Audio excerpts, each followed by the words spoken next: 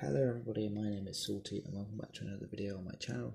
Today I'm doing a review of the Resistance Y-Wing Starfighter. This set has a set number of 75249. It includes 578 pieces and retails for a price of $70 in the US. It includes 5 minifigures and now we're going to get closer and now we're going to have a closer look at them. Okay, so the first minifigure up is Poe Dameron. This print on Poe Dameron is exclusive to this set. As you can see, he does have a small satchel on him as well as a small blaster rifle. If we lift his arm up, we can take off this satchel, hopefully. Get past his hair.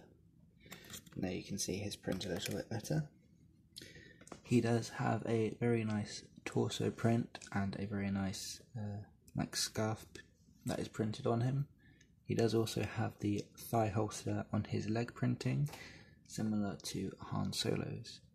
He does have a very nice face printing and also very nice hair.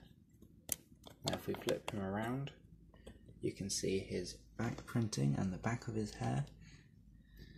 You can again see that scarf as well as the wrinkles in the clothes. If we flip his hair around, you can see he does have a more aggressive face than he did previously. The next minifigure up is Zorii Bliss, who is not exclusive to this set and does also come in the microfighter version of the Resistance Y-Wing. As you can see, this character does have an exclusive helmet mould, which is only on this character in both of its sets, as well as some very nice torso and leg printing. If we can just focus up there. Now she does include 2 of the older style of Lego guns, which are currently used by pirates. If we flip this character around, then you can see the back of her helmet as well as the back printing on this minifigure. Now taking her helmet off will not reveal anything as she does have a black face. This is probably due to the fact that Zorii Bliss's face hadn't been revealed in any promotional material for The Rise of Skywalker, and so they did not want to spoil the face. However, since you don't really see Zorii's whole face in the film, it doesn't really make sense to include it unless you could move the visor piece of the character. The next minifigure we have up is the Dio figure, who I cannot get the lighting to work very well for. I'm trying, okay. I'm trying. Well, as you can see, he does. Do that maybe. You can see he does have some printing on the top of this little exclusive droid build figure thing. He does also have some side printing, which you should be able to see now. If we flip him around, you can see he does have a stud, as well as the stud that he is of course using to connect to this platform, which I have on my minifigure stand on. That's a very nice minifigure thing, droid, and it does look very nice, and it's true to Dio's form.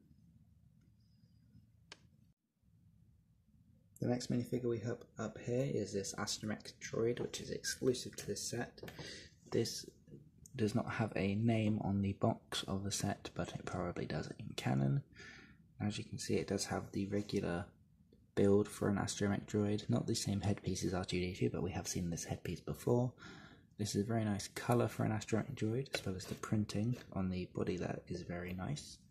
If we flip him around, you can see there is no back printing on the torso area of the droid, but there is back printing on the head bit.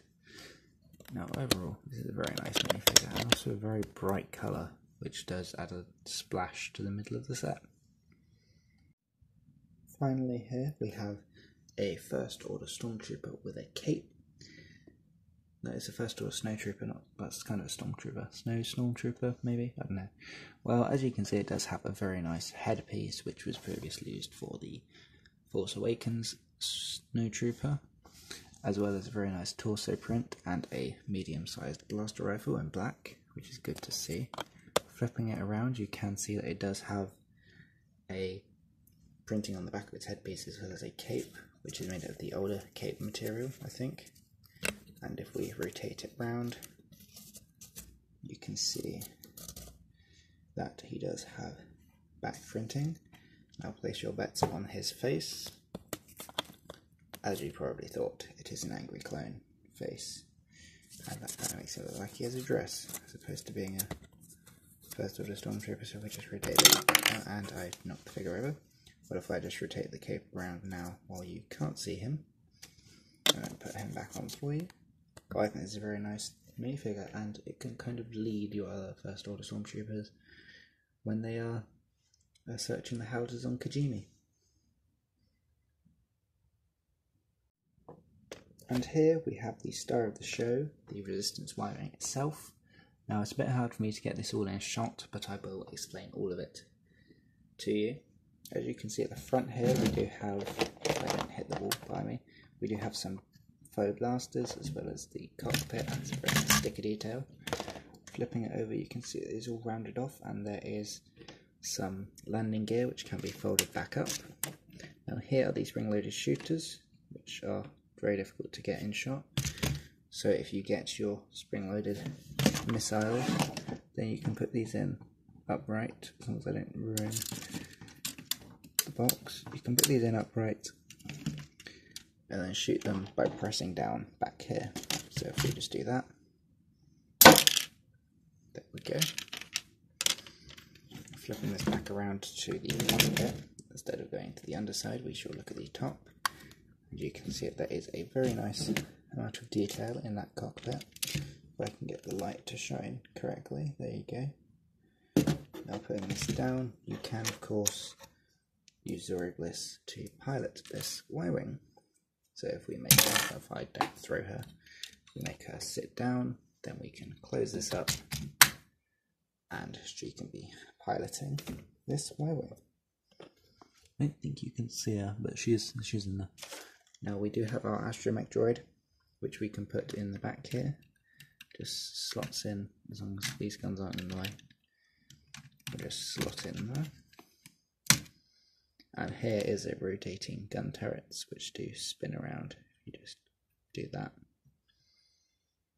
If you there's rotate like that, but they can spin, which is pretty good. Now, if we move back behind this,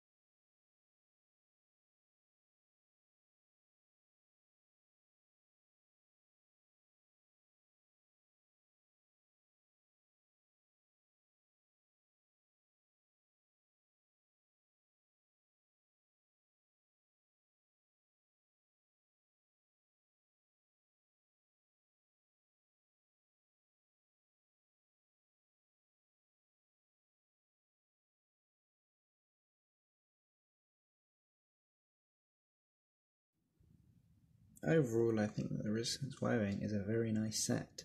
It does include 4 hero side minifigures, including the 2 droids, and does include 1 Stormtrooper. Now obviously this wouldn't be a fair fight, especially considering that the Stormtrooper would be against a Y-Wing, but considering that they are technically from different places in the film, it's reasonable. Now, this does include the 1 minifigure, and this set isn't very duplicable. However, it doesn't need to be. You don't need to have multiple Resistance Y-Wings. due to the Battle of Exegol only really showing you this one. I mean, you could use the previously released Rebel Y-Wing to be included in your Battle of Exegol if you do want more Y-Wings to be included.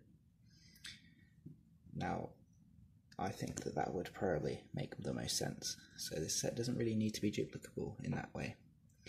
Now, it does include some very nice minifigures. The exclusive Poe Dameron is very nice to have, and the exclusive First Order Snowtrooper with a cape is also very nice. The Zorii Bliss minifigure is very nicely included in this set, especially since it is, well, the pilot. She is the pilot, and the Astromech Droid is very unique. The Dio minifigure is very nice to be included in this set as well. Now, personally, I think a little Babu Frick minifigure could have been included. They could have used the baby Lego City minifigure and reprinted it, and maybe had an exclusive head mold like they do with the Baby Yoda minifigure, but that's in the past since this set has already been released. Overall, I think this is a very nice set, and I do not regret purchasing it. Thank you all very much for watching this video, and I will hopefully see you in the next one. Goodbye.